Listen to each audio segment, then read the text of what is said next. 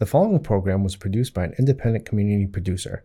The opinions expressed do not necessarily reflect those of the ECAT staff or board of directors.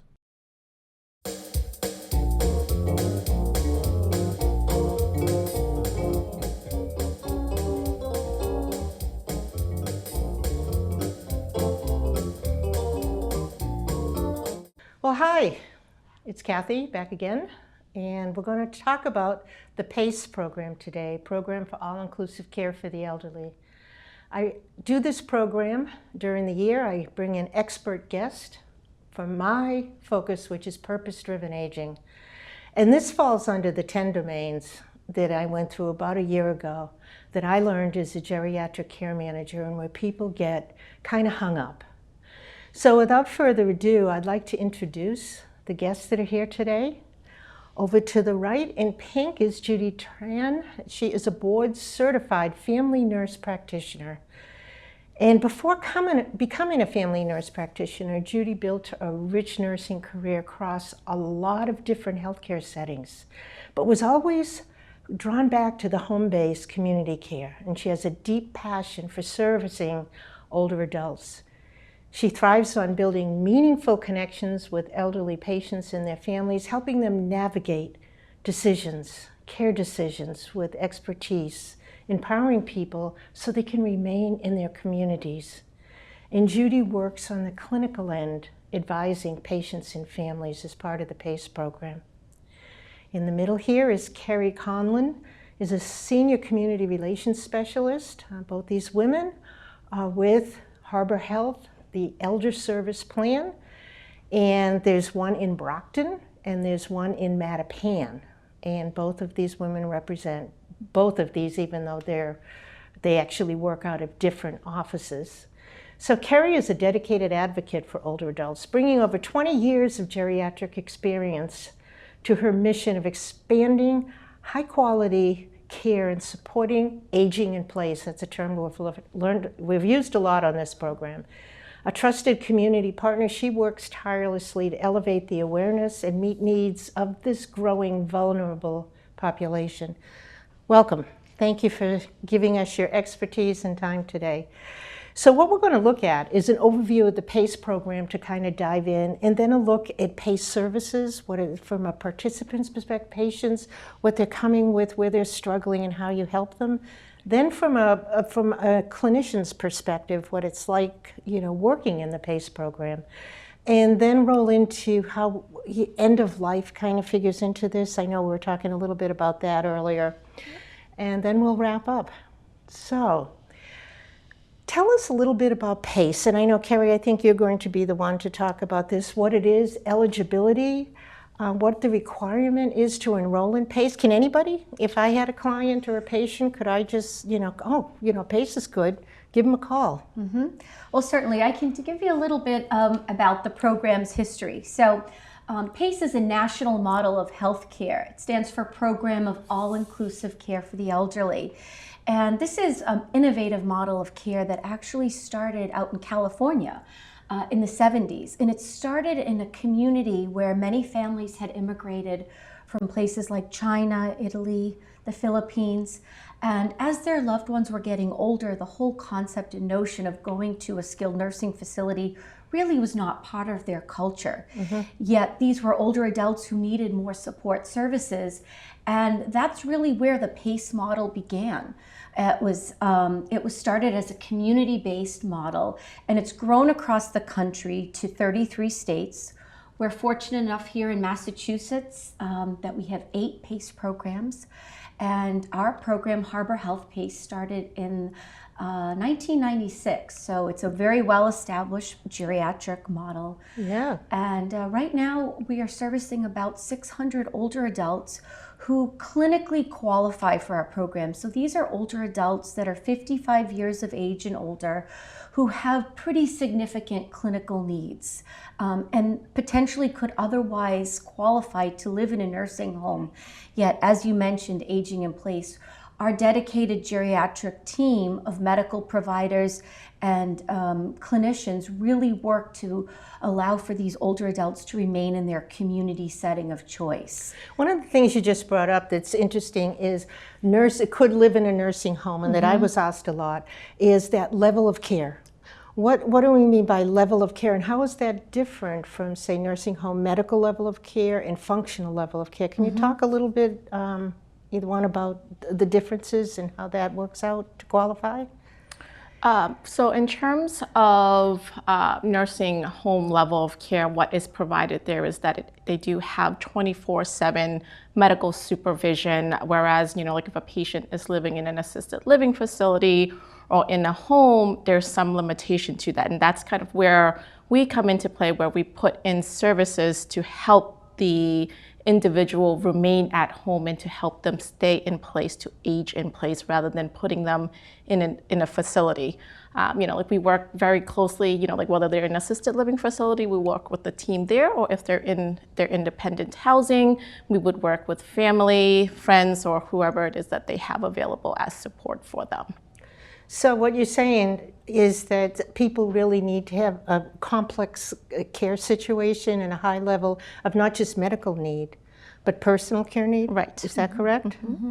It's from functioning, social, and so it's kind of all aspect of thing of mental health and things of that sense. So it's just not just one part, right? And there's a whole circle, a full circle that we're looking at in terms of what the care needs are. So someone would have to meet with you and qualify before they could enter the PACE program. So we would set up an initial assessment. This is a clinical assessment that would be conducted in the interested applicant's home. It would be done by one of our intake nurses from the PACE program, and they go out and assess to better understand what the individual needs are. We are a state and federally funded program, so that assessment is reviewed and approved by the state to say that based on this clinical picture, this is someone who would meet the needs of the PACE program. So again, it's a high need individual that would benefit from these comprehensive services to remain in their community setting. Okay. Yeah. Okay, so eligibility is, and someone has to live in a service area. How do you define a service area? Because I know you're in Mattapan and you also have one in Brockton. We're in Easton. Correct. So how do you determine a service area? So each of the 8 PACE programs here in Massachusetts have a dedicated demographic area that they're covering. So between our office in Mattapan and our physical office in Brockton, we are covering a plethora of zip codes. So say from Plymouth all the way to Newton. So we cover a large geographic area. Wow, so yeah. individuals have to be living in or moving to one of the communities that we cover in order to receive our services. Okay. And how is it paid for?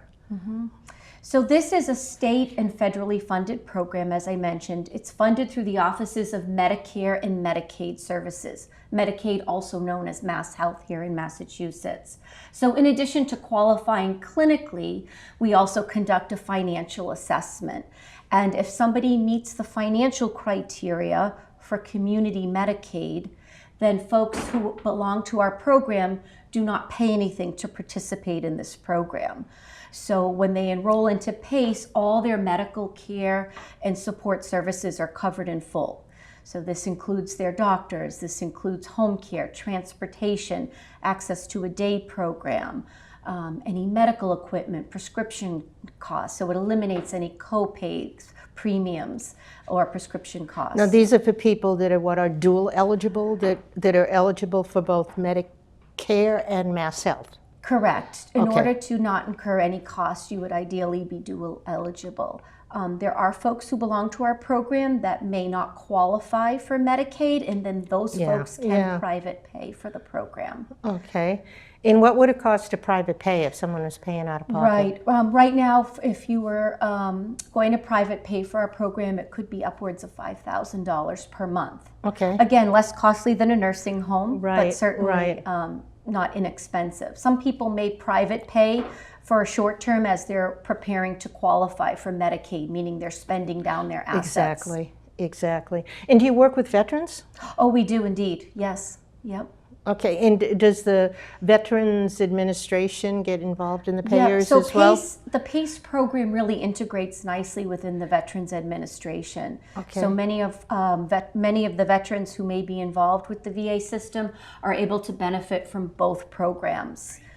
So they're receiving all the benefits of the PACE model of care in addition to maintaining their VA benefits. Excellent. So people that are 55 and older that live in a PACE delivery area can and have this level of care need. They, people don't have to know 100% if they qualify financially or medically, but can reach out and find out if they may be eligible. Right. We have a very streamlined enrollment system with a dedicated enrollment team that really work with people through that initial inquiry to determine eligibility and to better understand what the model would offer. And I can imagine this works well for family caregivers too, as we look at now, people that are receiving PACE services. Absolutely. Tell us about the integrated care model, or how it all works together, because right now everything is so fragmented. I'm going to 15 doctors, and then I have to go here for my PT and here and there. And how does it actually work for me once I'm enrolled? So I think that's the wonder of the PACE program itself, is that we are a wraparound service where we have 11 interdisciplinary team members that are working collaboratively together. And we meet almost on a daily basis. We are in person at least once a week. So we do see our colleagues, and we have a system where we're able to connect with each other almost immediately if something were to happen. And what is different from PACE and your average primary care clinic is that, we have this hub of communication within the team where we know our team, both from a professional and a personal level, where we get to know each other and get to develop that trusting relationship. And that trusting relationship is really key to honing in, providing good care for our patients, right? And so what happens is, of course, we have our primary care provider, and then we have our nursing team, our rehab team, which includes physical therapy and occupational therapy. We have our activities team, transportation, nutritionists, and so each care is very unique to the patients, and so it's catered based on what it is that they are in need of. And each team, when they are enrolled onto the PACE team, each team member would go out to do their own assessment, and then we would sit together to go over kind of what they're seeing, what we're seeing, what we think they need, and really trusting each other, assessments, and saying, rehab is seeing this and nursing is seeing this, and we kind of have all this different perspective. So you have a 360 degree, kind of reminds me of when I first started out, years ago, where you'd have team huddles. Right. And you'd know people because you get to spend time. How does it work within you mentioned an adult program. How does that help anchor the PACE program? So what that does is it provides support, like social support for patients. It provides respite support for family member who, are their primary caregiver. It provides a medical support as well too. So, in our day health center, we have our nursing team, we have a provider there that's they're covering the clinic. We have our aides there to help with kind of the ADLs and IADL needs. Which are helping people go to the bathroom, and if they need help eating or moving, mobility, that kind of thing. Right. The ADLs, yep. So we have, at the center, all of our team is there face-to-face with our participants and are able to provide services to them while they are there. And how do you determine how often someone needs to come to the program? It's really all based on their individual needs. So when somebody enrolls into our program, their care plan is customized and carefully created by this dedicated geriatric team. So this really, what we call the team, is really the heart and soul of a PACE program. And what's interesting is we have a lot of creativity to create what is the best plan of care, and that is always changing. So as Judy mentioned, that team is communicating and coming together each and every day to create the best strategy for their patients' care needs. So day attendance can increase, it can decrease, but again, it's really customized to what that individual participant needs. So if somebody's struggling and maybe at risk in the community for, ER visits, falls, those kind of things, it may increase because not only are you getting the adult day health experience of the socialization and the meals, but you have access to the medical and clinical team. Right, everything happens at that one center. Some people are coming for more of that social aspect. They're enjoying the activities and the programming that take place within a PACE Day Center. They're served a hot lunch, and then they can tend to their medical needs. So it's not uncommon for someone to be there and enjoy some games or activities or entertainment, but then also have the chance to connect with their primary care doctor or see their PT for some rehab. They have social services. Their dietitian is there. They may even be there for a dental appointment or eye care or podiatry. That's huge. Tell me how that works. So it's really one-stop shopping. That integrates with, is dental care included in the PACE model in terms of preventative and in treatment? It is, and the wonderful thing is that it's all within the PACE Center itself too. Not only do we have dental services that is provided in-house, but we also have podiatry services, audiology services, and optometry services that are also at the center as well too. And of course, like with all the other specialist appointments, like they are at, like the facility that is in network with the PACE program. And how do you, when someone comes, say, maybe and it's not unusual to have 8 or 9 different physicians, and now they're coming into a PACE model, how do you make that transition from the scatteredness into working with a primary care team within the PACE system?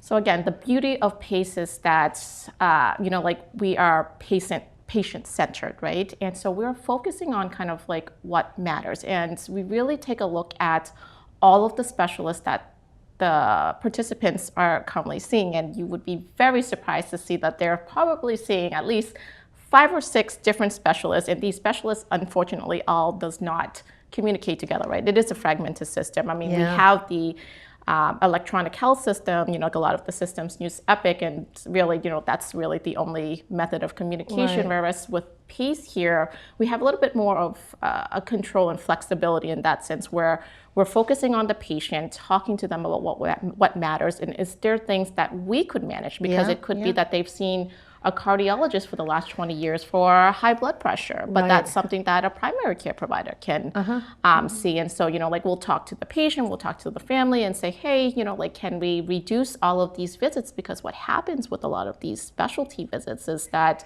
the patient gets very overwhelmed, and especially if they're more homebound and has issues with mobilities. And so it's just really looking at ways of, okay, can we cut down on all of these specialist appointments? Because then it's, these high blood pressure, asthma, COPD, are things that we could manage in-house here and to reduce med prescribing and over-prescribing and side effects and that, like happens because of the prescribing cascade. So that really, the PACE model itself really solves a lot of problems that we experience in our healthcare system.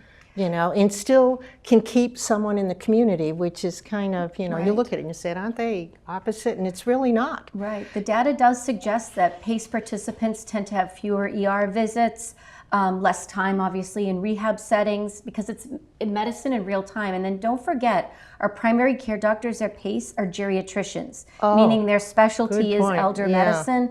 So there are a lot, as is the whole team's experiences working with older adults. So there's lots more that they can do than maybe just a general practitioner in the community. Oh, absolutely. And I would have to say, I think, again, and I know I keep saying it, but there's so much beauty to PACE is that, like we have the flexibility of time where your traditional primary care clinic, it's a 15-minute visit, and you might have a list of problems that it's going on, and, we may not be able to address it all in that 15-minute slot, unfortunately. But with the PACE model, there's a lot of flexibility, and we're able to not just get to know the participant themselves, but we also get to know the family, and it's really a whole dynamic that we're looking at as part of their care, and it's really, really important to see how they function, not just at the clinic, but also at the home as well too, because then at the home, where the struggle is, that's kind of like where all the answer is to why you're not doing so well, right? And so if we identify that, that actually helps, and that's where, like it comes to play with all of the interdisciplinary team assessments, and each eye and each perspective is so different. Oh, absolutely, because one of the things that comes up, and it was brought up, is that trust, Right. the continuity and the consistency. It's like I may go to you and you'll tell me something, and then I may see you the next week and you'll tell me something different. So if I don't know where to go to kind of integrate this and pull it all together, then I'm kind of sitting there going, what do I do now? Right. And the ER visits, that's one of the things that has come up a lot, or came up a lot in my experience, is people that are frail or in this sense of needing more care, higher level of care in the PACE. These are the individuals and the families that struggle the most, because they don't have a unified and an integrated way to get answers to their questions in that trust. Sometimes it's really hard to bring up some of the sensitive things with people that you don't know. So you'll just do your best to get in and out. Yeah, our PACE participants all have access to their care team 24/7, correct? That's right. Anything should happen overnight or after hours, we have a on-call system where there's a clinician available to advise. So I can call anytime, and I'm not going to get someone on call who doesn't know me at 2 o'clock in the Correct, morning. right. Someone who really knows the situation and can advise me. Correct. Absolutely. It's peace of mind for our participants as well as their families. And in that consistency for the team that works in the PACE programs, this must provide a much more wholesome and holistic environment to work in. 100%. Do you want to talk about that? Yes, like I said, again, like that trusting relationship, not only between the clinicians and the family, but also within each other, right? And so it could be that I am in a facility seeing another patient, and my rehab team is in seeing a different patient from a different facility. I know that I could trust my PT and OT team that, like if they feel and see that something is off, I can trust that the gut instinct was right, because we know our patient and they know our patient. It's just not my patient, but it's our patient, and that's kind of like our focus. It's not one person owning, like a patient, but it's a whole team approach, and then it's in a sense where also the participant feel very comfortable, and they know, oh, Joanne is going to come in and she's going to let Judy know what's going on, and so it's also that they know that they're being cared for in a way where, like in a traditional primary care, you don't get that direct communication as often. It's always kind of sending a task, and then not really hearing back from it unless you really do a deep dive and following up. Oh, yeah. And so that communication is really direct, and that I think is very crucial, and it's really time sensitive, especially in this fragile population where, 1 second can mean a huge thing. And we know that 85 plus is the fastest growing group of people in the United States. So the incidence of more and more chronic illnesses goes rapidly upward when you're in that age group. Right. If someone, going back to that 2 a.m., I'm coming to this because I actually had this happen with many times. How do you deal with someone that you may have to send to the hospital or the emergency room? Is that all covered in the PACE? Because you mentioned it was like a capitated program, or you have two payers, maybe, the Medicare and the Medicaid, or another payer, and it all integrates together. So what happens if someone needs to go? How does the team stay involved on that journey? So we do have our on-call services for after hours, and so there's always a nurse on call, and our nurse would do the triaging, and if it needs to be escalated to a provider's level, then a provider is always available for support as well too. And what we typically will do best is we have a lot of resources at home, right? And again, we know the family, we know what's in home or at the facility that they may be in, and so we kind of have a better understanding of what their resource is. And so we would triage the phone call and try to figure out what's going on and whether or not we have the resource and tools within the home to mitigate a ER visit. Because what happens with this population is ER and hospitalization increases their risks bifold of delirium and things of that, and disorientation, just kind of given their frailty level. And so, dependent on our triage, like if they have the resources that are available, then we would utilize those resources. As, like if it's like an asthma exacerbation, then Right. inhaler, nebulizer treatment. And if they're stabilized through that, and that we would do a follow-up call, like if it's the weekend, we would do a follow-up call the next day. Or if it's not an emergent where they need to be sent out but need to be seen, what we do have in service as well too is a program. It's a mobile integrated health program called Instead, and so they're a paramedic team that we outsource to come see our patients. Can you tell, how does that work? And so it's really dependent on our triage system, right? And so if it is something that a patient may need to go out to emergency room for, but we could like help that ER visit, what our paramedic services, and they typically would be able to go out to see the participant within, like 1 to 3 hours during the operating hours, and they do operate from 9 a.m. to, I believe, 10 p.m. And if it's within the operating hours, they are able to go see our patient. They're able to assess the situation. The provider that had triggered the call will be the person that's on call with the paramedics to kind of assess what the situation is and get feedback from our paramedic in real time. And so based on their assessments, like they have a list of treatments and plans that they're able to do, from wound care to heart failure exacerbation, respiratory distress, and things of that. And so some of the basic things, even such as dehydration, they're able to provide you with IV hydration and things of that sense. So it's, it's a very, very wonderful trip to the emergency room. And then just to answer your question too, that would be no cost for any of these services. So once you're enrolled into our program, like you mentioned, if you went to the emergency room or an ambulance was called, you would never receive a medical bill for any of that. Once you're enrolled into PACE, the unique part is that not only are we the provider of the care, but we're also the insurance as well. So we assume that cost. And so that works out so well because what you'd have typically is somebody calling, and then even on the on-call people, that in my experience has been, well, you got to go to the emergency room because the person who's on call really doesn't know anything about them. I mean, can talk to you about symptoms or anything, but they don't know the bigger picture, especially in the complex element of that.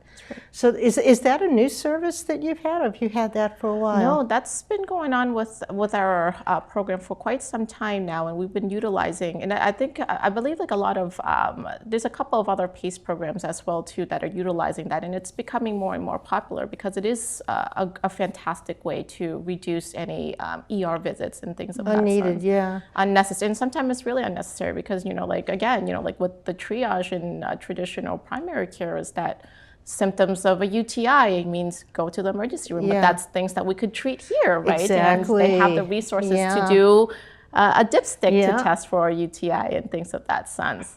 Exactly. In people who work in the PACE program, clinicians, staff, everybody from, at all levels, not just clinical, does being able to collaborate and work around a patient's need instead of just stopping in and doing your own thing in 15 minutes, like you were saying, how does that work for morale in the general sense of belonging? I honestly will have to say, like each case is so unique, but you feel at the end of the day that it works out really, really well because, like each person can only be at one place so many times a day, right? And so with a large interdisciplinary team, we're kind of like, we have a panel of patients that we're all seeing together. And so we know our patient panel. And so kind of just having, again, their assessment and that trust, right? I know I keep coming back to that trusting relationship. It's that we're able to rely on each other in terms of what it is that the patient needs. Absolutely. And so based on that, like if my nursing team says there's something wrong with a patient, say there's a wound, right? It's not necessarily something that I need to run out to go see, but I could trust that my nurse, like assessed it appropriately, and we could develop a treatment plan, and then we'll communicate that with each other, and then we'll communicate that back with, like the patient and the family, and then update the whole team, which is something that is really unheard of. So we've got the medical well covered. In terms of the adult day health model and the social and the non-medical, how does that work in terms of helping people to stay healthy or stay stable or whatever word. The benefit of the adult day that we offer is really helpful in eliminating that isolation, having people get out, have kind of that structure and routine in their day where they know that their PACE van is going to be picking them up, at 9 a.m. and they're going to then arrive at our beautiful center where they're going to be welcomed, that they're going to have a day of hopefully fun and activity and programming. They have a healthy lunch, and that people create some really nice relationships, whether it's with each other, of those that are participating, or again with their clinical staff that they're seeing on a regular basis. It's also peace of mind too for the families, knowing that their loved ones are in a setting where they can be looked after, that they're safe, they're not home alone, lonely, or maybe at risk for potential fall or poor nutrition, not taking their medicine. And then you also have to think of it too, as a lot of our participants don't have a lot of community support. So this program, this center that they attend really becomes their community. In terms of other problems, like say food insecurity or meals, because I think, is it 1 or 2 meals that are provided at the adult during the day? Is that right? Yeah, upon arrival, folks are met. They have kind of a light breakfast, coffee, and then really the hot meal is served midday. We can help. We have like I mentioned, a whole nutrition team. So if somebody needs some meal prep in the evening, we can assist with that. Meals on Wheels, things like that if they need. Is that part of the PACE, those community services? If it's something that they need, yeah, we can make sure that it's provided to them.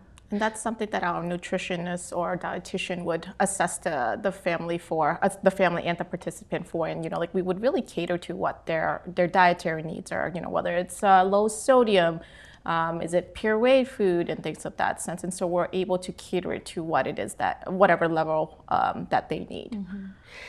And how do you work with other community providers, say like VNA, or if someone that you've identified someone that may be coming to the center 2 or 3 times a week, but may need some help in the evening or something like that.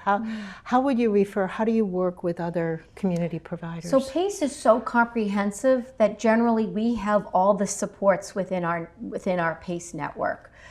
We do have contracts with other programs if needed, or again other providers as needed. But as far as home care goes, it's all within PACE. Transportation is within PACE. You don't need to be on another VNA program because we have the nursing care right within PACE. So having that one team, one-stop shopping, one phone number that you call eliminates that fragmented system of healthcare. Oh, okay. So if somebody needed, say, a private aid, say to help them get to bed at night or bathe safely at home, do you offer bathing services? We do. So our aides are task-oriented. They're home care aides that would go out on behalf of the PACE program and assist with those type of daily needs, whether it's bathing, dressing, taking medicine, some maybe light housekeeping or meal preparation, things like that. So do people, we just touched on medications, and I know that's a big one. Yeah. It's huge.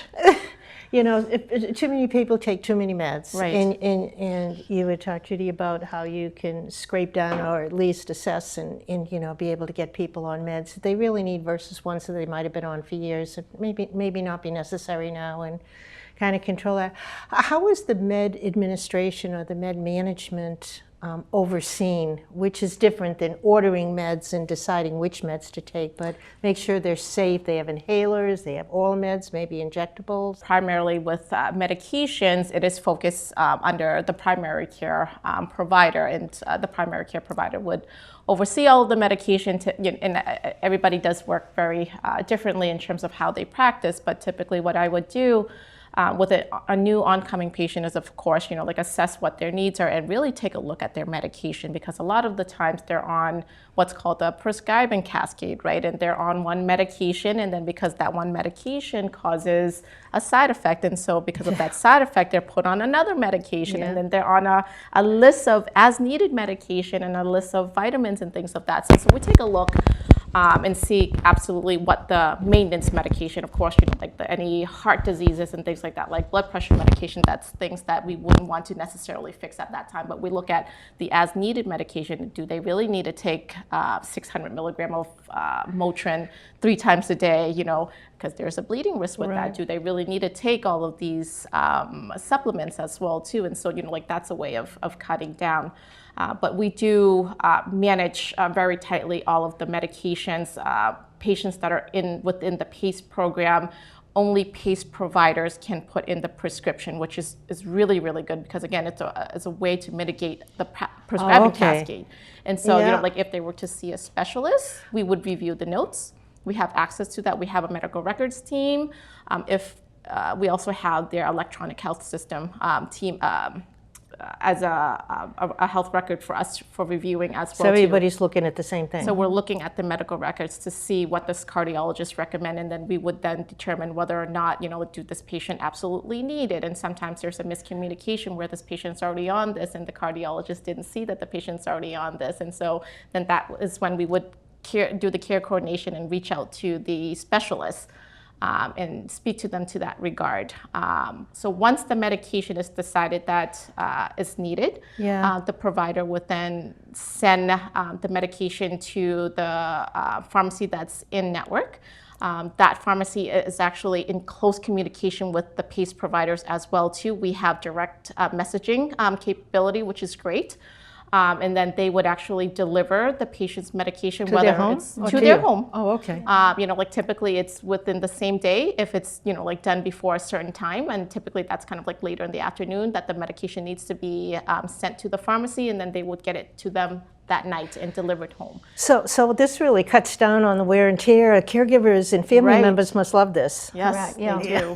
And like we have a system where, whether it's in a vial, we also have a bubble pack option as well too, to reduce the burden of kind of like med management and things like that, where it's the bubble pack is labeled with the time and date, and so that also prevents like mismanagement of the medication. And that's a big one that I've found, huge. Especially if someone lives alone right. or they have limited, is how to be as independent as possible. Mm-hmm. Talk a little bit about, how families and family caregivers respond to this program. Yeah, it's not uncommon for us to hear from families saying, I wished I had known about this program sooner, or PACE participants have a very high satisfaction rate with this program. It's actually 94% in Massachusetts report that they're very satisfied. Well, that's pretty good. So compared the to other does providers. Suggest, and again, a very high percentage would recommend this program to a friend or relative.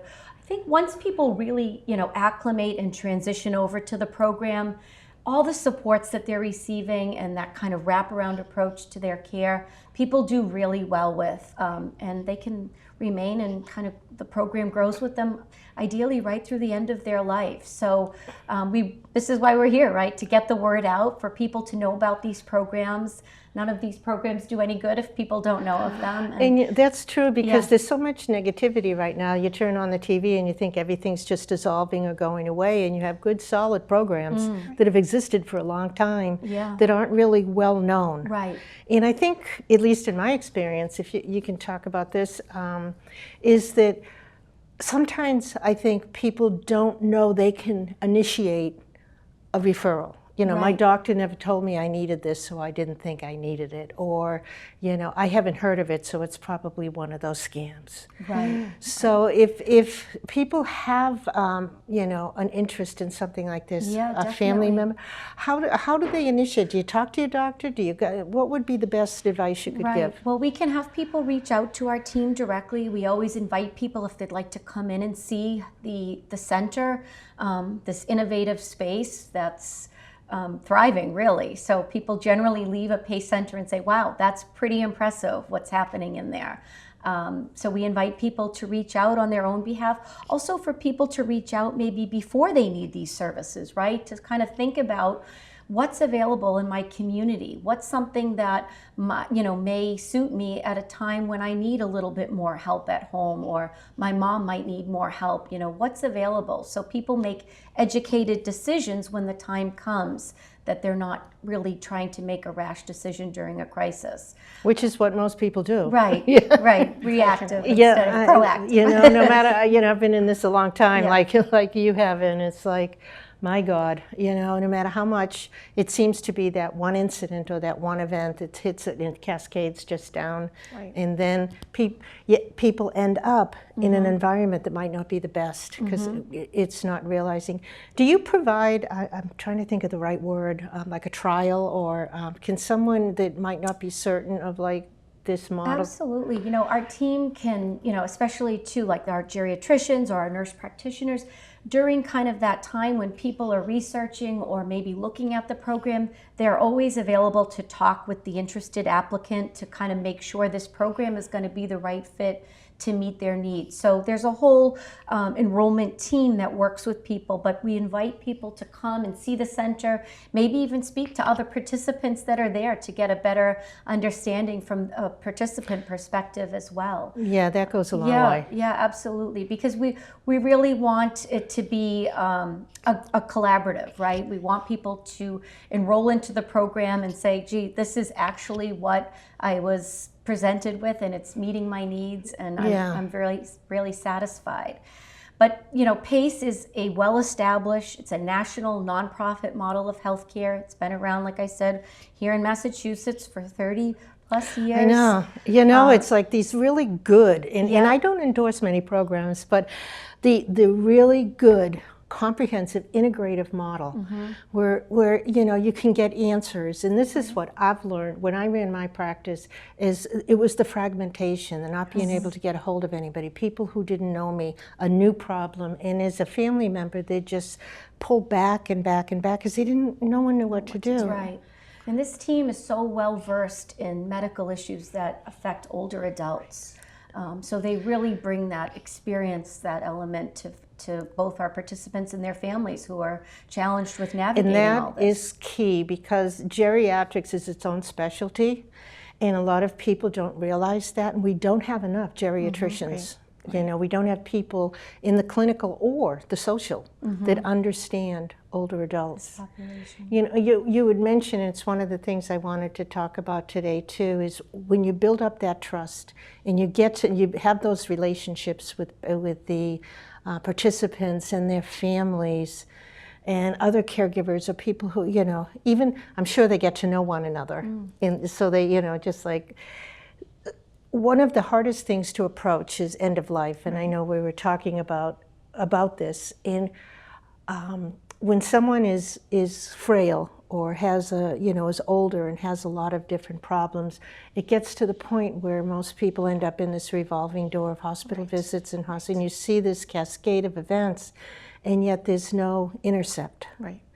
So because you have a model that has built that trust, how does it work within the PACE system when someone's getting toward that serious illness, end of life kind of situation? I would say, because like we're in this type of wraparound service and care model, we get to know not just the participant but the family as well too. And like we typically will have a very engaging conversation because we have time and flexibility, right? And not just that 15-minute window that we're seeing a patient, where we're sitting down, we're getting to know them, what they need functionally, mentally, and socially, and getting to know their family member. And so really advocating for the participant, because as they get to know you, you develop this really beautiful relationship where they trust your judgment, they trust your recommendation. And like end of life is not necessarily an easy topic to discuss, and it's not something that we can discuss in a 5-minute time, right? Because it's something that it's very sensitive, but it's something that it's so beautiful if we do it right. And that is, like engaging the participant and making sure that they are involved with what is available and talking to them and really having a very honest and open conversation as to, this is what's going on within your body. What do you understand about the chronic conditions that you have, what it is that you want to have done, and like at that point, what matters most to you. And what PACE does now that is so beautiful is that like we have integrated a age-friendly health system initiative where we're really focusing on what matters most to you, and like having this tough conversation of this is all your ailments, Like a quality of life? and the quality of life. What matters to you? What is important to you? Is it going to all of these medical appointments? Some people will say yes, and so we would, like facilitate and have them go to see the specialist. But Yeah. I would have to say, a lot of the times, a lot of our patient population would say, no, Judy, I am tired. I don't want to go see these specialists. I don't want to be put under, like the CT scans anymore. I want to be comfortable in my home. In my home. I want my symptoms to be alleviated. How can you do that? And that's where the conversation lies within kind of like palliative and hospice end of life care and things of that sense, where we're focusing on what's important. And then once we identify that, we're advocating for the participant, because sometimes what happens is it's hard for the family to accept that, like we're reaching to this point. And, like some family would say, I'm going to push and I want everything done, but that's really not what the participant wants, but they have a hard time informing the family this. And so that's where, like once we get to know the participant, we talk about what matters to them. We also engage the family member as well too, so that we have a very open conversation.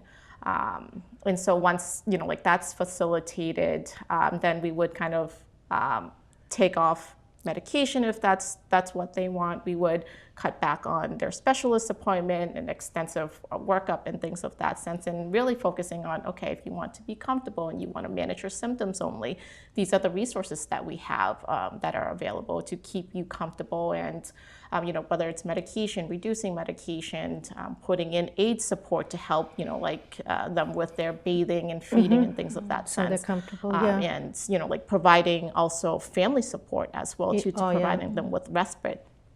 And so, like, again, we have the time and flexibility to talk to the patient in terms of, like what is important And to how important in when, someone may not be end of life symptomatically, but when someone's in a PACE program, they obviously have a lot of needs. So when is it that you approach someone about this planning, like completing making sure people have advanced directives? So when you get into the conversation about completing do not resuscitate DNR forms or MOLS forms, is there a certain time that this is introduced to patients and families, or? We would typically do this on our annual assessment, but this is something that is of a conversation that we carry on almost every time we see a patient, and we don't wait until like something happens, but it's a conversation that we carry on a little bit at a time and chip away a little bit at a time, especially if they're still very cognitively intact, where I would pose it as, it's important for you to make this decision, not to have somebody else make the decision for you, but like for you to make your own informed decision, and so that your family member doesn't have to make that decision for you. We do. There's no. You have to do this within like certain amount of months or whatever, but like it is implemented within our annual assessments. But like I said, again, it's a conversation that we carry on from when we meet them, and then it becomes a deeper conversation as we get to know them, and they're more comfortable, speaking with us about it. We even have a chaplain who gets involved who works exclusively for PACE, and can really provide some spiritual support during those challenging times as well. So is the chaplain available to anybody at any time in the PACE program? It's not just end of life? Correct. Nope. So when people are having maybe a crisis going on, or there may be some family discord or something like that, that people can get involved and help I mean, the chaplain, or you mentioned you had social workers too. Yeah.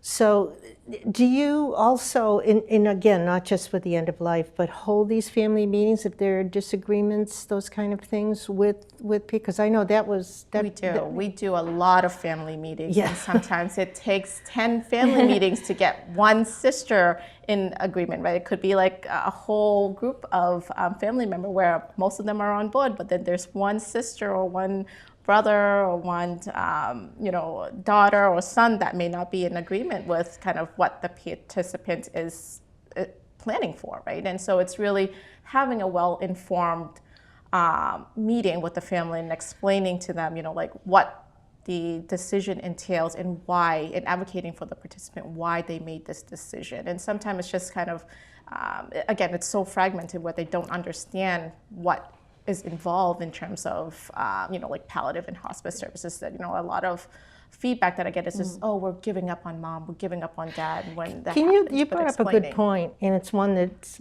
misunderstood. The difference between palliative care and hospice care. Can you just talk a little bit about what you see the difference is? Because if you accept palliative care, it doesn't necessarily mean you're in hospice, right? Correct? And there's a lot of misconceptions with that as well too. So palliative care services is just really focusing on symptom management with the chronic diseases.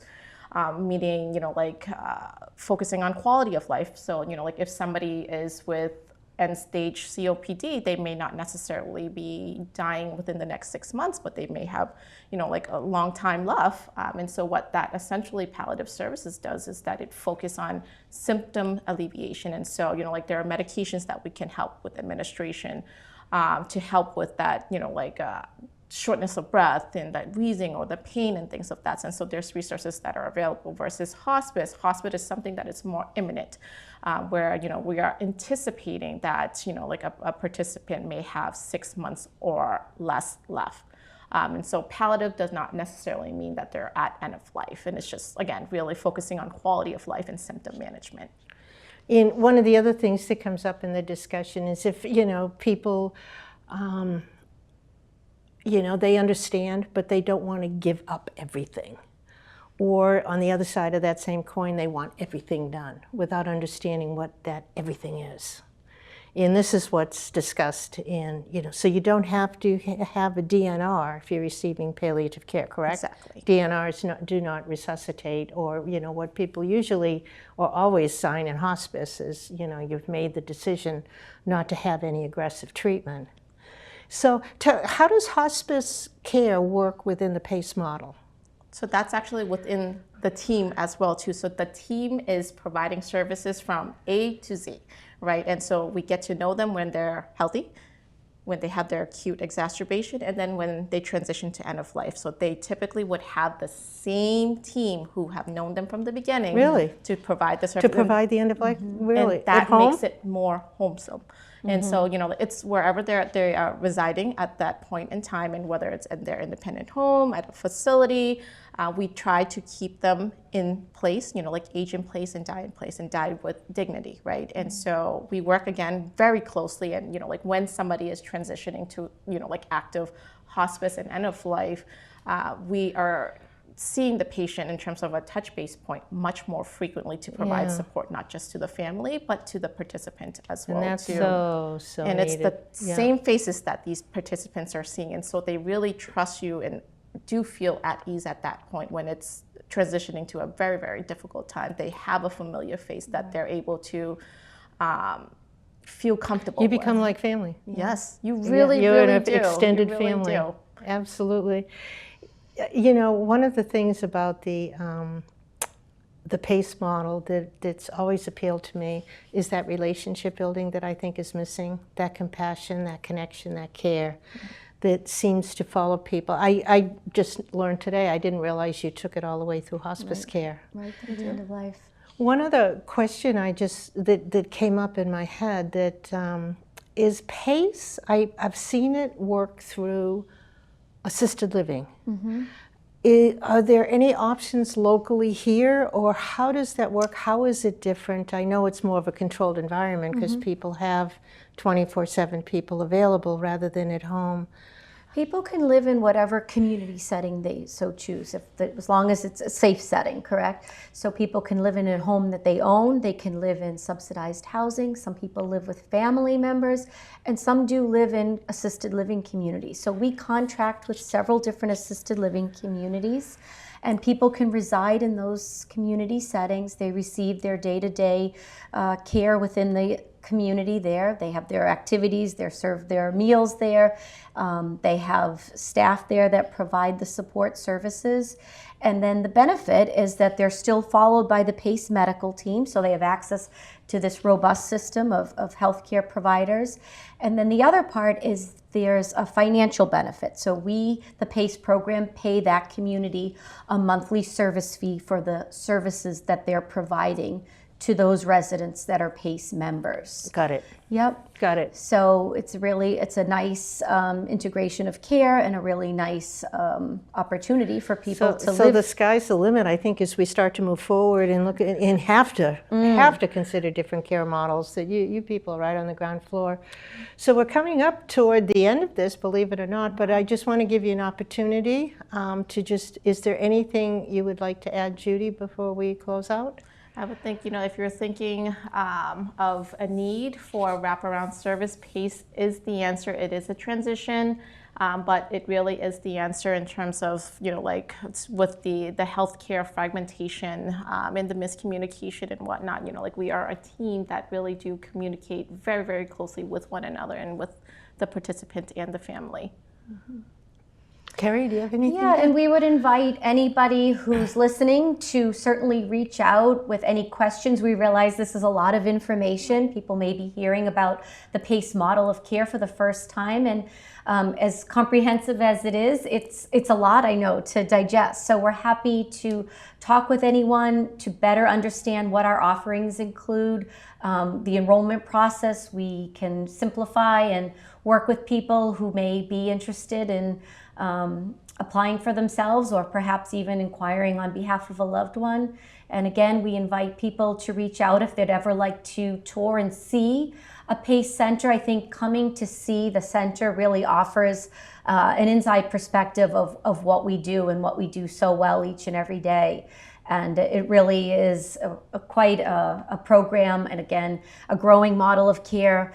As people wish to age in place, most people, as they get older, really want to maintain their independence, yet age with dignity and safety. And this is, again, a program that's been doing that successfully for over 30 years. So, absolutely. Well, I want to thank you, Judy and Kerry, for your time and most importantly, your expertise in this area. We will have an address and phone number for anyone who's watching to be able to call if you have any more specific questions about the PACE program locally here or in the state of Massachusetts, depending on where you live. So thank you for tuning in. This is Kathy from Purpose-Driven Aging, and I've been doing this for more years than I'd care to admit, but I'll share this. I did celebrate my 50th year nursing school reunion. Wow, congratulations. 2 weeks ago. So Wow. I've been around, and I really enjoy getting out and meeting people and love models that work. And we are on a track to continue to improve and get better. So don't get disturbed or distressed with what you see going on around you. We still have great resources out there. So again, I thank you for your time. Purpose-Driven Aging, this is Kathy, and have a great day.